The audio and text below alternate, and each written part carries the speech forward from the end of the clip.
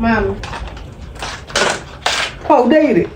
Ndinedza kudaro nzvoti handisi kudaira kapani zvandendishiti. Ndandiri mutoilet mama. Wangu uri pai? Mutoilet. Muinsut. Kuchati insut mama. Indi kuti toilet. Aiwa, wakushandisa toilet yangu iyi. Kasi inoera. Ayo ndiri kukubvunza kuti wakushandisa toilet yangu nadedhere.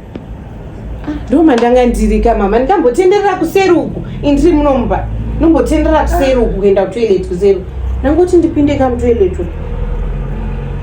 Zvakashate. Moliga, uri kuda kundijairira ati uri kuzvinzwa. Wakuda kusvika pamapena manje. Netoilet. Ndati wakuda kusvika pamapena. Wazvinzwa ka? Uri kundinzwa? Toilet ndo yamapena. Iwe, haufanirwi wopinda muinsuit manini. Iwe una toilet iri kuseri uko, hakuna toilet. Mama tombotenderera kuseri uku indakapreswa. Unoziva kuti uri kundijairira. Zvazonyanya manje. Zvanyanya handiri kuzvinzwa. Mama mada kubva mandipopotera iyo toilet. Ina ndiri zvekungopopotera munozviziva. Ene inini munondiziva. Uri kuti kwa iwewe? Uri kuti? Munokangamwa kachazuro neope mama. Kuti chi? Munokangamwa. Dzenyu dzandinadzo munodzikangamwa. Ndinonyarara mazuva ese ndichidzichengeta. Ndinonyarara mukada kuienderera mama zvamukuramba muchizviita izvi zvamunoramba muchiita muchingondipopotera semwana mudiki inini. Mukada kuramba muchidaro ndinozviburitsa. Munokangamwa zvandoziva.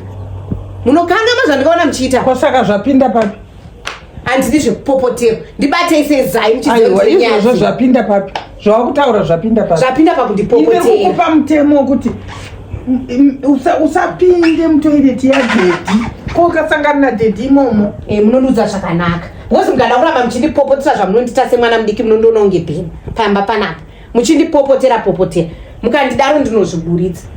Ndinobatwa sezai muchiziva ndine nyaya dzenyu dzandakachengeta apa. Nyaya dzenyu.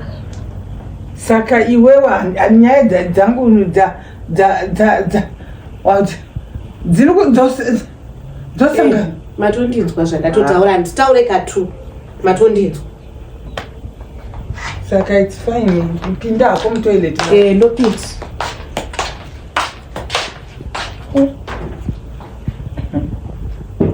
Zvarijesa chai.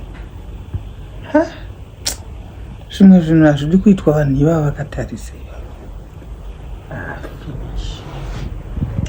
Finish chai.